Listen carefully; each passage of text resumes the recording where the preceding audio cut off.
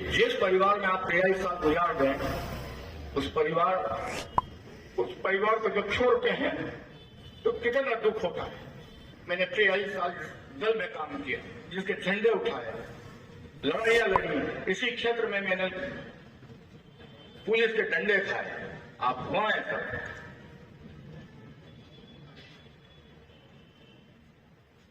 दुख होता है।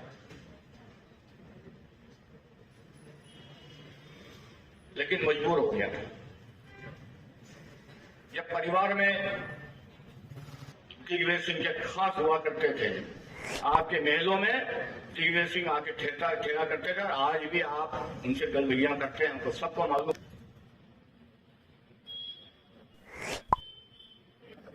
जब 2004 में मैंने निर्दलीय चुनाव लड़ा और आप सबने आशीर्वाद दिया, मुझे चुनाव जिताया, तब मेरे सामने भारतीय जनता पार्टी के उम्मीदवार भाई राजेंद्र जी राठौड़ हुआ करते थे। पर मैं आज भाई राजेंद्र जी राठौड़ को प्रणाम करते हुए कहना चाहता हूं कि उस आदमी का बड़ापन है कि चुनाव हारने के बाद भी जब 4 महीने बाद उन्होंने अपने घर पे कोई आयोजन किया, विशाल आयोजन किया, तो उस आयोजन में मुझे बुला करके सम्मानित किया।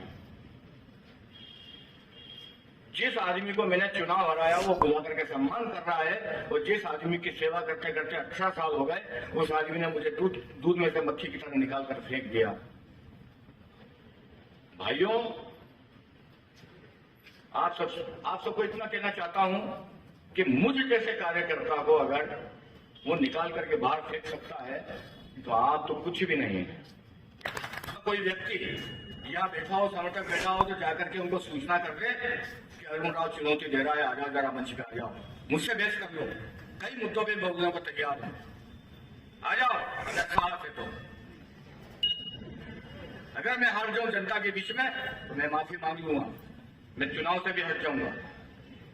लेकिन अगर आप हार जाएं तो जनता के सामने कह देना कि हाँ मैं गलत हूं, गंगा जल मत उठा लेना। ऊपर वाला न्याय करता है, तुरंत करता है, इसी चुनाव में हो जाएगा न्याय।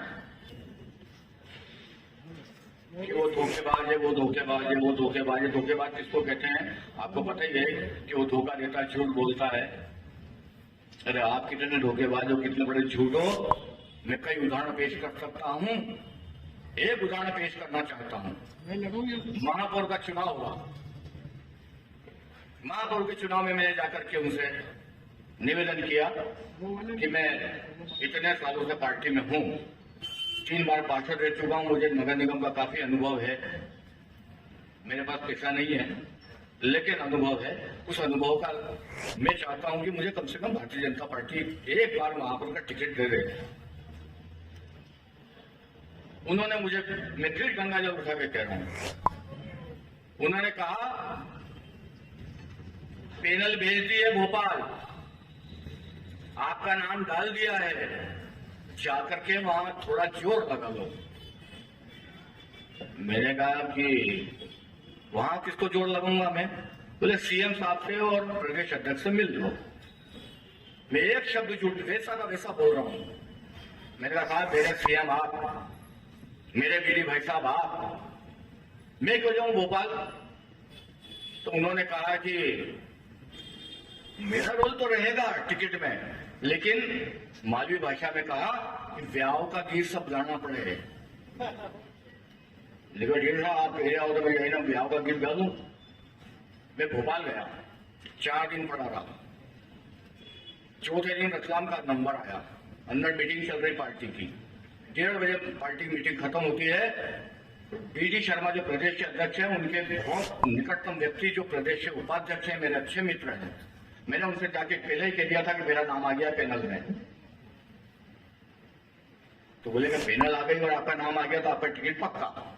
बीडी भाई साहब मेरे घर जैसे हैं, मैं हाथ पकड़ूंगा और आपका नाम दिखा दूंगा। मैं बड़ा बेफिक्र हो गया कि भैया मैं तो महापौर टिकट मिल गया मुझे। रात को 1:30 बजे मीटिंग खत्म होती है। सीएम साहब, बीडी शर्मा जी, सिंधिया जी, नरेंद्र सिंह जी तोमर जी सब निकलते हैं। सबसे लास्ट में वो मेरे जो मित्र हैं पदाधिकारी वो बाहर आते हैं, एक तरफ ले जाते हैं और कहते हैं कि भाई आप तो कहते पैनल है। मैंने कहा हाँ जी। आपका नाम है? मैंने कहा यस। बोले न तो पैनल है न कोई नाम है, सिर्फ एक नाम है, वो नाम मैं अभी नहीं बताऊंगा, कल दिन में बता दूंगा आपको। अब आप कितने बड़े झूठे हो, कितने बड़े धोखेबाज। किसको कहते हो आप धोखेबाज? दूसरे उम्मीदवारों को धोखेबाज कहते हो? अरे अपने गिरवा में तो झांको, तुम कितने बड़े झूठे हो। जो अरुण राव जैसे कार्यकर्ता के साथ धोखा कर सकता है, झूठ बोल सकता है, वो जनता के सामने क्या सच बोलेगा? मैंने कहा 3 नंबरी। आपने तो कहा था कि पेनल बेजी नाम है। हाँ, पेनल बेजी की नाम है। मैंने कहा था कुछ नहीं बोलता हूँ इस मामले में, सब पिक्चर क्लियर हो गई है, अब मुझे पार्षद का टिकट तो दे दो। तो बोले कि पार्षद लड़नो कहीं वो कहीं लड़ूंगा, मैंने राज्यसभा में तो भेजूंगा नहीं, आप लोकसभा लड़ नहीं सकूंगा, आदिवासी सीट है, और कहीं लड़ाऊंगा मैंने। तो बोले कि अब कहीं लड़ना था कि उम्र बेगी। मैंने कहा, मुंह पे कहा मैंने कहा साहब आप 16 साल के हो अभी, आप तो अभी 16 साल के हो तो विधानसभा लड़ोगे आप अभी? मैंने कहा आप मेरे से 1 साल बड़े हो, विधानसभा लड़ना मत, किसी और को आने देना। तो नहीं, विधानसभा अलग रहे, नगर निगम अलग रहे। मैं तो बहुत अच्छे, नगर निगम में छोटा कार्यकर्ता जाता है बेचारा, उसकी जिंदगी खराब कर दो। विधानसभा में आपको ही चाहिए, चलाए नहीं, फिराए नहीं, बोलाए नहीं, उठाए नहीं, पर मैं करूंगा। अरे तुमने अगर थोड़ी भी मानता होती तो अपने लड़के का टिकट नहीं मांग के, इन्होंने अभी लड़के का टिकट मांगा था। मेरा स्वास्थ्य ठीक नहीं है साहब, इसको दे दो। पार्टी ने कहा कि नहीं, आपको लड़ना हो तो लड़ो, पार्टी लड़कियों को टिकट नहीं मिलेगा। तो आपको ये कहना था कि कोई बात नहीं, दे दो बजरंग पुरोहित को, दे दो शैलेंद्र डागा को टिकट, दे दो आशा मौर्य को टिकट, मत देते मेरे को, दे दो अशोक चौटाला को, दे दो अशोक पोरवाल को। क्यों? सब आपको ही चाहिए। कार्यकर्ता क्या करेगा? विकास पुरुष अभी तक। हाँ, एक अच्छी बात याद आई, जब ये 2013 में पहली बार विधायक बने तो 3 नंबर ने 4 साल होने के बाद वो स्लोगन चलाया, तो सबको याद होगा, 4 बनाम 40, 4 बनाम 40। मतलब 4 साल में जो मैंने किया वो 40 साल में नहीं हुआ। बहुत अच्छे। 40 सालों में आप शायद भूल गए हो कि आपके महापौर शैलेंद्र डागा भी रहे। उन 40 सालों में भारतीय जनता पार्टी की महापौर आशा मौर्य भी रही है, और उन्हीं 40 सालों में डॉक्टर सुनीता यादव भी महापौर रही है। दिलीप सिंह जी भूरिया सांसद रहे हैं अभी, और भारतीय जनता पार्टी के कई कार्यकर्ता उन 40 सालों में पदों पर बैठे हैं। आपका ये कहना है कि जो 4 साल में मैंने किया इन लोगों ने कुछ नहीं किया। मैं अपनी अगली सभा में इनकी और पोल खोलूंगा, मेरे पास आंकड़ों सही है और मैं आंकड़े सही रखूंगा। अभी 4-5 सभा और करूंगा।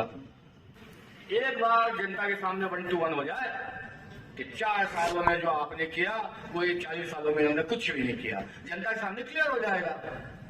और वो सब जितने जिनके नाम ले रहा हूं वो माफी मांग लेंगे कि भैया मैंने कुछ नहीं किया, हमने कुछ भी नहीं किया, जो भी किया इन्होंने किया है। साहब कोई प्रेस का मेरा बंधु बैठा हो तो उनसे हाथ जोड़कर मेरा आग्रह है कि इस बात को, इस चुनौती को अपने प्रेस के माध्यम से वहां तक पहुंचा देना। अभी चाहे तो ये आ जाए, कल चाहे तो कल आ जाए, मैं तो करने को तैयार हूं, मैं तो छोटा कार्यकर्ता हूं। पर माननीय हिम्मत जी, माननीय शैलेंद्र डागा जी, आशा जी, सबको बुला ले और एक बार टेस्ट कर ले, दूध का दूध पानी का पानी हो जाएगा कि आपने 4 साल में क्या किया और इन 40 सालों में इन्होंने कुछ नहीं किया। विकास पुरुष अपने आप विकास पुरुष हूं मैं। मैंने एक 2 समर्थक हैं, अंधभक्त कह लो, कुछ भी कह लो। मैंने कहा यार विकास पुरुष कैसे हैं? तो सड़कें देखो, सड़कें किसी सड़कें बना दी, जहां जाओ वहां सड़कें सड़कें। मैंने कहा कि भाई सड़कों को विकास नहीं कहते हैं, और सड़कों को विकास कहते हैं तो पूरे मध्य प्रदेश में सड़कें बनी हैं, रतलाम में अकेली नहीं बनी है। विधायक ये भोला जी बैठे थे अभी, वो होते भाई हमारे अजमेरा जी विधायक होते या सुरेश जी होते तो भी बनती। क्यों?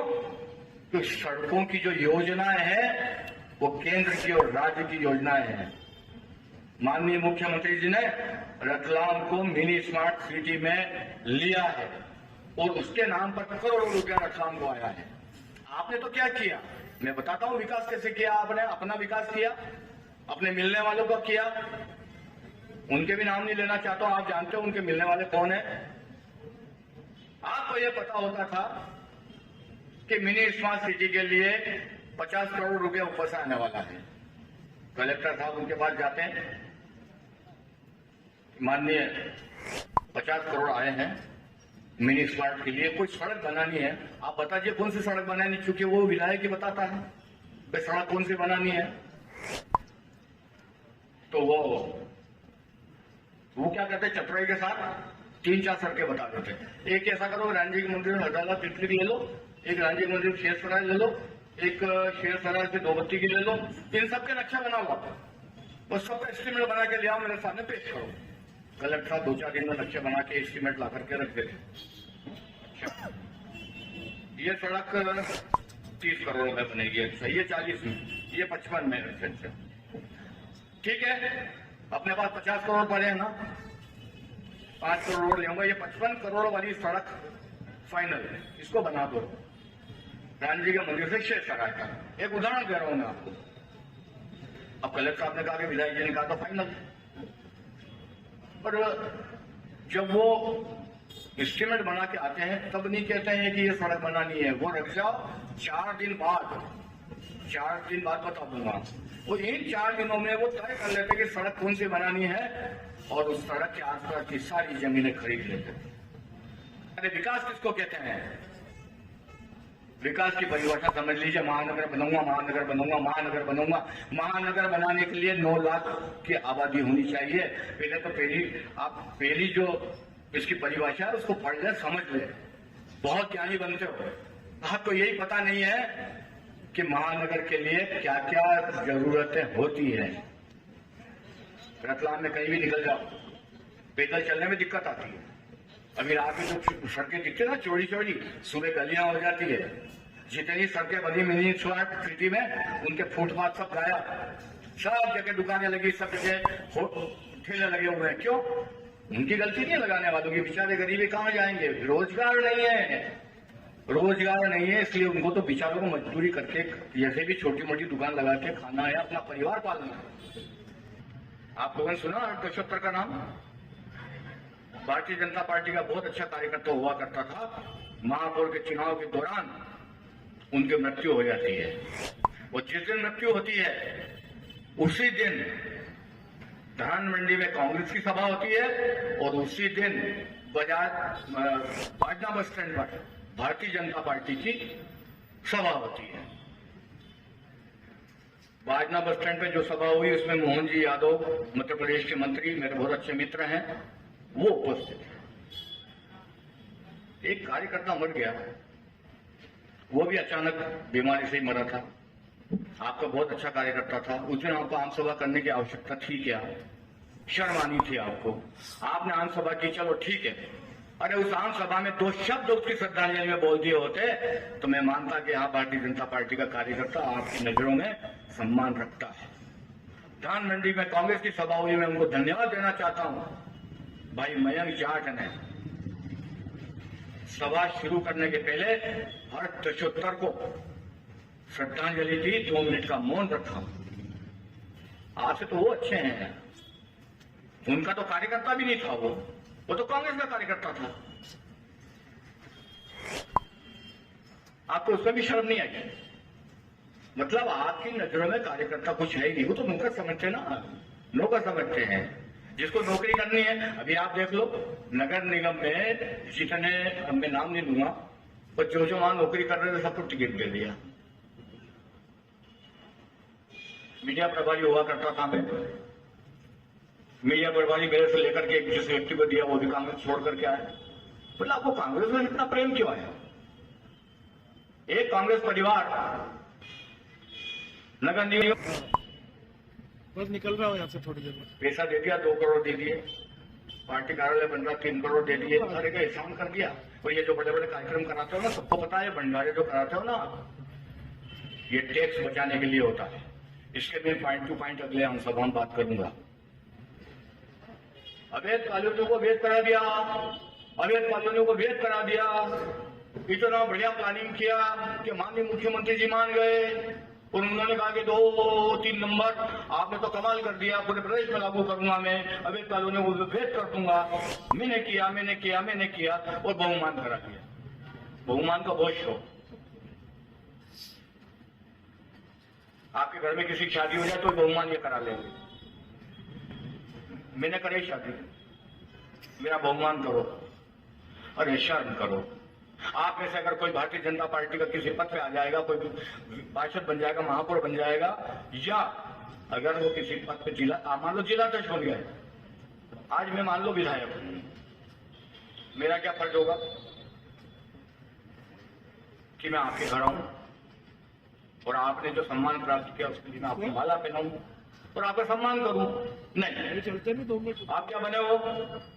पार्षद, मेरे घर आ जाओ, घर आ जाओ फटाफट, माला वाला सब तैयार है, वीडियो सब तैयार है, आए बीच में खड़े हो जाएंगे। वो बेचारा जो बन के आया वो साइड में खड़ा है, आप बीच में खड़े हैं ना, माला पहन रहे हैं। बहुमान, अरे भाई मेरे, बहुमानित कराते रहोगे, कुछ काम करोगे, सड़क पे तो निकलो, गाड़ी से उतरने को तैयार नहीं, चुनाव लड़ रहे हो, ऐसा नहीं होता है। अगर एक मैं अपना खुद का उदाहरण देता हूं, एक दिन मैं कलेक्ट्रेट में बैठा हुआ और मेरे साथ मेरे एक मित्र थे, कोई जरूरी काम है, कलेक्टर आप सुनने को तैयार नहीं। मैंने कहा मैं विधायक जी से बात कराता हूँ। मैंने लगाया फोन, मैं 3 नंबर, आप कहाँ है? बोले यहाँ हूँ। मैंने कहा आपसे थोड़ा अर्जेंट बात करनी है। वो मणिलाल जी से टाइम ले लो। मैंने मणिलाल जी को लगाया, सुपर विधायक है वो। मैंने कहा माननीय मणिलाल जी, ऐसा ऐसा मामला है तो अर्जेंट बात करनी है। हाँ, मैं बात करना बताऊं, ये 11 बजे की बात है, शाम को 7 बजे फोन आया मणिलाल जी का, कटे हो? मैं क्यों बैठे हूँ, आई जाओ, बुले ही रहा 3 नंबर। मैं क्यों साहब 11 बजे काम था, मैं 7 बजे तक वहीं बैठा रहूंगा कलेक्टर के पास, मैंने करा लिया अपना काम, धन्यवाद दे देना उनको। ऐसा ही एक मेरे अपने बेटे का काम, मैंने जीवन में कभी निजी काम नहीं बताया, भगवान जानता है। मेरे बेटे का एक कोई मामला ऐसा था, बिजनेस संबंधी, एक ईमानदारी का, एक अधिकारी को फोन करना था, तो वो जो काम अटका हुआ था वो हो जाता। तो मैंने कहा कि 3 नंबरी, मेरा एक निजी काम है, कभी नहीं बताया, आज पहली बार बता रहा हूं। हाँ बोलो। मैंने कहा ये नंबर है, फोन है, आप लगा दोगे तो काम हो जाएगा। नहीं, यो हमारा विषय नहीं है। हाँ, यो हमारा विषय, ये तो मैं करूँ ही नहीं, फोन लगाऊं नहीं। उसी लिए मैंने मन में सोच लिया था कि वोट मांगने आएगा तो मैं कहूंगा कि ये मेरा विषय नहीं है, और आप लोगों से भी मैं ये आग्रह करूंगा कि अगर वो वोट मांगने आए, उनके कार्यकर्ता मांगने आए, तो कहना कि ये हमारा विषय नहीं है।